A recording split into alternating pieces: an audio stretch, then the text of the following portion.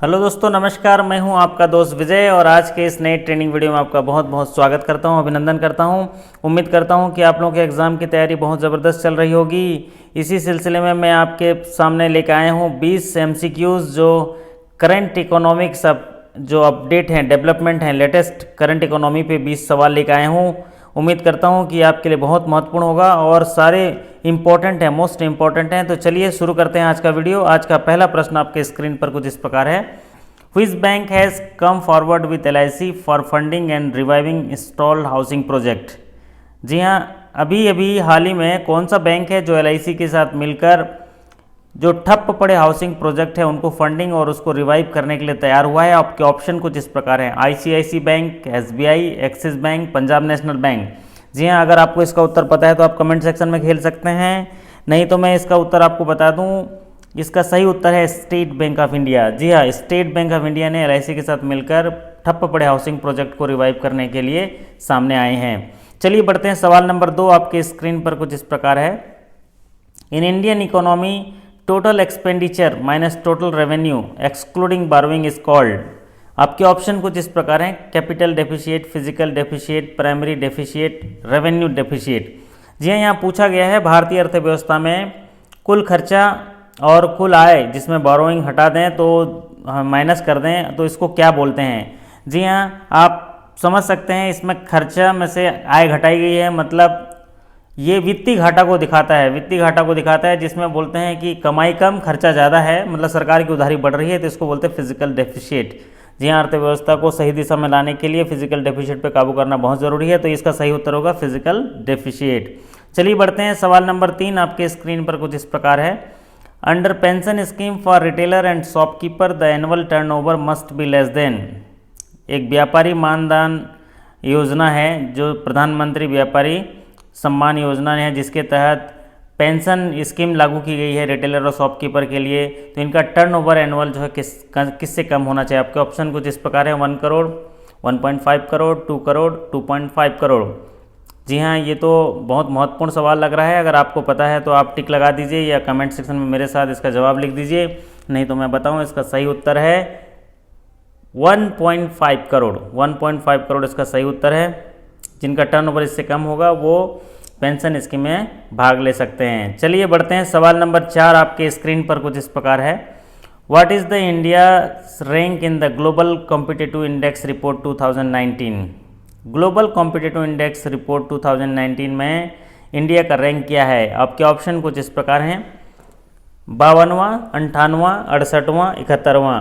जी हाँ, अगर आपको इसका उत्तर पता है तो मेरे साथ कमेंट सेक्शन में खेल दीजिए, नहीं तो मैं इसका उत्तर बता दूं कि 2019 के ग्लोबल कॉम्पिटिटिव इंडेक्स रिपोर्ट के अनुसार भारत का जो रैंक है वो 68 है, 68वां रैंक है। तो इसका सही उत्तर होगा 68वां।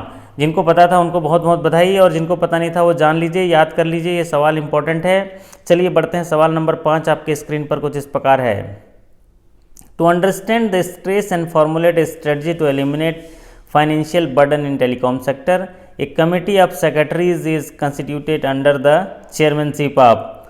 टेलीकॉम सेक्टर में जो फाइनेंशियल बर्डन बढ़ रहा है, स्ट्रेस को बाहर निकालने के लिए, स्ट्रेटजी बनाने के लिए एक कमेटी बनाई गई जिसके चेयरमैन कौन हैं। आपके ऑप्शन कुछ इस प्रकार हैं: डॉक्टर C रंगराजन, नंदन नीलकेणी और राजीव गौबा और अनुराग ठाकुर। जी हाँ, हाल ही में कमेटी बनाई गई। अगर इसका उत्तर आपको पता है तो बता दीजिए, नहीं तो मैं बता दूं। इसका सही उत्तर है राजीव गौबा जी, जिनके चेयरमैनशिप में कमेटी बनाई गई जो टेलीकॉम सेक्टर को फाइनेंशियल बर्डन से बाहर निकालने पर स्ट्रेटजी बना रही है। चलिए बढ़ते हैं सवाल नंबर 6। आपके स्क्रीन पर कुछ इस प्रकार है।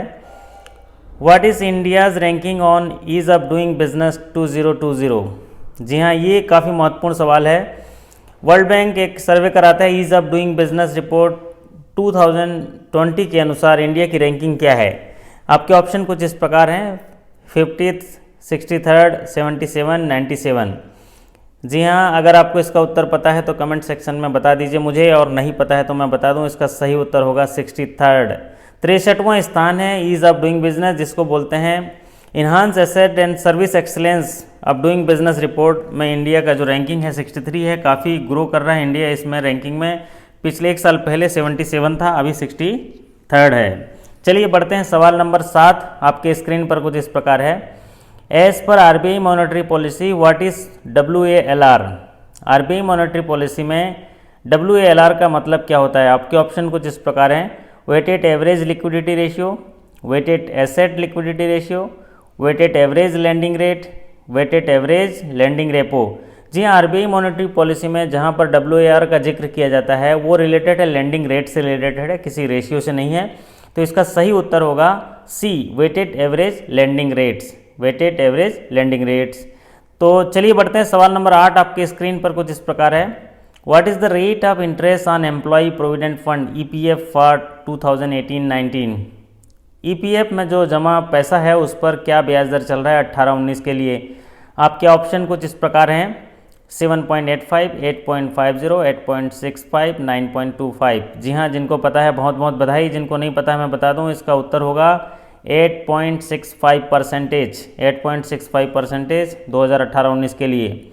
चलिए बढ़ते हैं सवाल नंबर 9। आपके स्क्रीन पर कुछ इस प्रकार है। As per 5th monetary policy urban cooperative bank with assets of how many rupees are brought under क्रिलिक फ्रेमवर्क।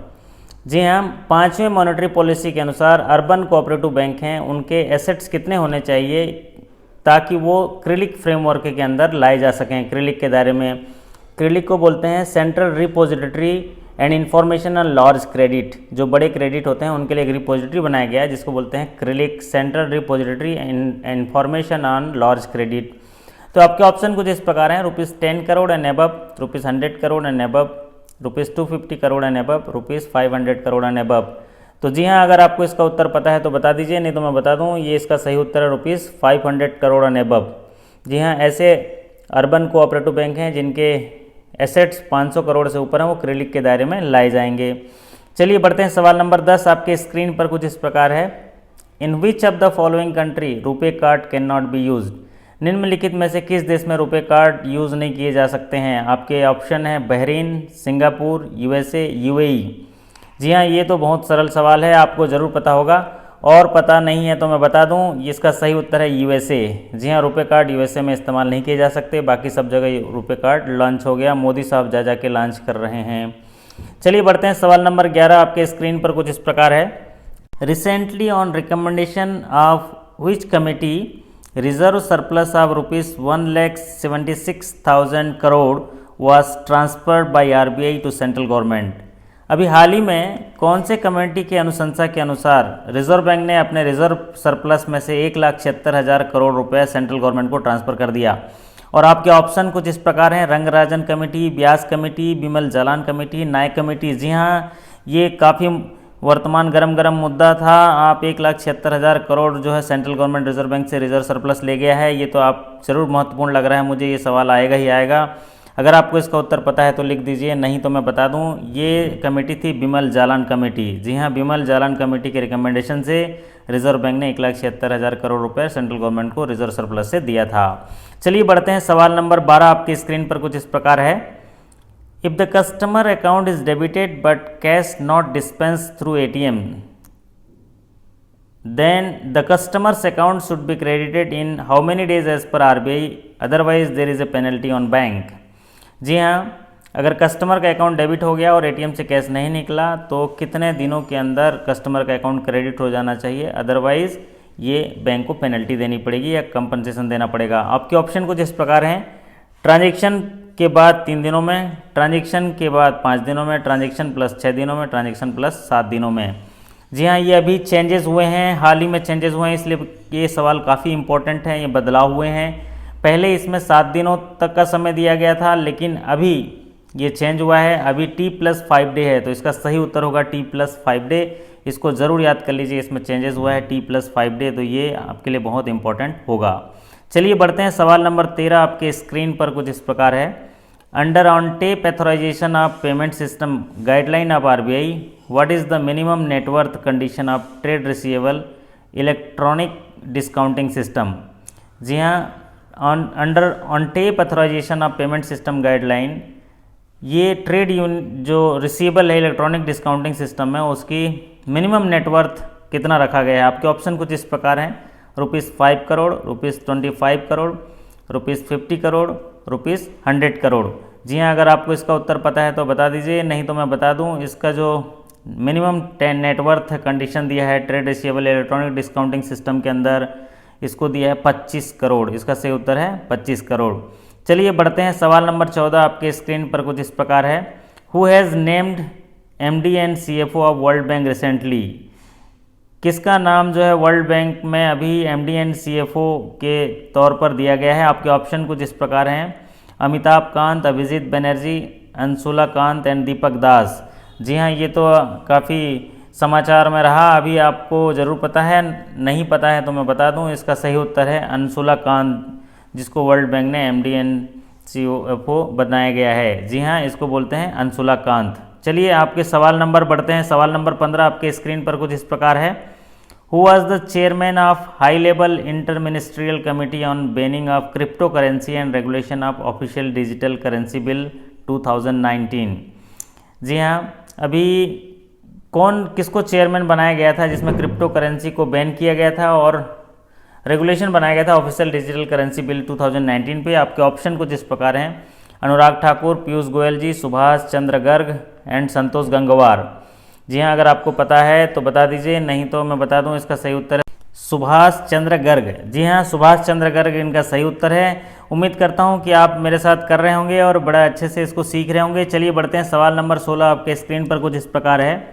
जल जीवन mission to achieve Har Ghar Jal piped water supply to all rural household by. जी हाँ, जल जीवन मिशन ने एक लक्ष्य बनाया है जिसमें हर घर जल पहुंचाना है पाइप वाटर सप्लाई के माध्यम से।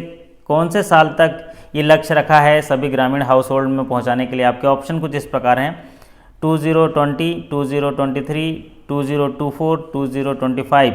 जी हाँ, अगर आपको इसका उत्तर पता है तो जवाब सेक्शन में लिख दीजिए, और नहीं पता है तो मैं बता दूं, इसका सही उत्तर है 2024। जी हाँ, 2024 का लक्ष्य है हर घर जल पहुंचाना है। जिस तरह हर नागरिक को घर देना है 2022 तक का लक्ष्य है, इसलिए हर घर में पानी पहुंचाना 2024 तक का लक्ष्य है। चलिए बढ़ते हैं, सवाल नंबर 17 आपके स्क्रीन पर कुछ इस प्रकार है। Which bank has launch India's first OTP facility for ATM withdrawals? Bharat के किस सरकारी बैंक ने या किस बैंक ने पहला OTP फैसिलिटी लॉन्च किया जिससे हम पैसा निकालने जाते हैं ATM से तो OTP आएगा? आपके ऑप्शन कुछ इस प्रकार हैं, State Bank of India, HDFC bank, Canara bank, ICICI bank. जी हाँ, ये ज़रूर आपको पता होगा, और अगर पता नहीं है तो मैं बता दूं, इसका सही उत्तर है कैनरा बैंक। जी हाँ, कैनरा बैंक ने OTP फैसिलिटी चालू किया, अगर हम कैश विड्रॉल करने जाएंगे तब भी OTP आएगा। चलिए बढ़ते हैं, सवाल नंबर 18 आपके स्क्रीन पर कुछ इस प्रकार है। Which bank launched first digital bank pockets on a mobile phone recently in India? हाल ही में कौन सा बैंक है जो पहला डिजिटल बैंक पॉकेट्स लॉन्च किया है इंडिया में? और आपके ऑप्शन कुछ इस प्रकार हैं, State Bank of India, axis bank, ICICI bank and HDFC। जी हाँ, ये तो काफ़ी चर्चा का विषय रहा, अगर आपको पता है तो टिक लगा दीजिए मेरे साथ, अगर नहीं पता है तो मैं बता दूं, इसका सही उत्तर है ICICI बैंक।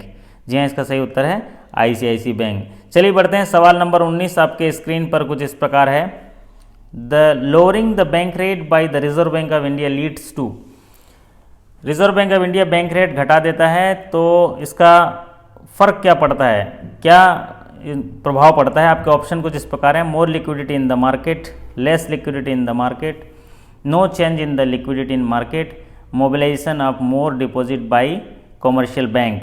जी हाँ, रिजर्व बैंक ऑफ इंडिया अगर बैंक रेट कम कर देता है तो मार्केट में लिक्विडिटी बढ़ जाती है। जी हाँ, क्योंकि बैंकों को कम दर पर ब्याज मिलता है तो फिर बैंकें लिक्विडिटी मार्केट में बढ़ जाती है, तो इसका सही उत्तर होगा ए, मोर liquidity in the market.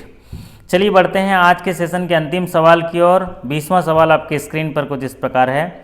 As per RBI directive NEFT will be available on 24/7 basis from 16 December 2019. As per the circular, there will be how many batches for every day and first batch will commence from after hours. जी हाँ, RBI ने 16 दिसंबर को एक आमूलचूल परिवर्तन किया NEFT में कि 16 दिसंबर से 24/7 NEFT चलेगा, लेकिन इसमें बताया गया कि कितने बैचेस होंगे और कब से पहला बैच स्टार्ट होगा। तो आपके ऑप्शन कुछ इस प्रकार हैं, 48 हाफ हावरली बैचेस और पहला बैच होगा 0030, 24 batches 00 hours, 48 batches 00 hours, 47 batches 003। अगर आपको इसका उत्तर पता है तो बता दीजिए, और नहीं तो मैं बता दूं कि आरबीआई ने हाल ही में चेंज किया है एनईएफटी में, तो इसका सही उत्तर है 48 बैचेस में हर दिन होंगे, और पहला बैच स्टार्ट होगा 0030 आवर्स में। जी हाँ, याद रखिए 48 बैचेस होंगे और 0030 आवर्स में शुरू होगा, तो इसका उत्तर है ए सही है।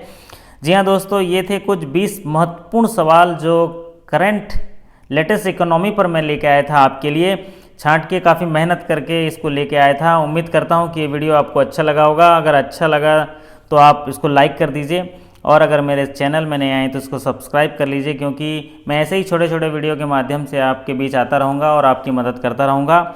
आपकी सफलता की कामना करता हूँ और आपसे विदा लेता हूँ इन पंक्तियों के साथ कि अब हम पे उनका नशा छा रहा है, अब हम पे उनका नशा छा रहा है, जाके कह दो मंजिलों से कि ज़रा दूर हट जाएं, क्योंकि अब हमें चलने में मज़ा आ रहा है, अब हमें चलने में मज़ा आ रहा है। जी हाँ दोस्तों, आप लोगों को भी पढ़ने में मज़ा आ रहा होगा, और मैं उम्मीद करता हूँ कि आपको मज़ा भी आ रहा होगा और आपकी तैयारी अच्छी हो रही होगी। आपकी सफलता की पुनः शुभकामनाएँ करता हूँ और आपसे विदा लेता हूँ। फिर मुलाकात होगी एक नए वीडियो के साथ। तब तक के लिए आपका धन्यवाद, नमस्कार, आभार। Thank you so much.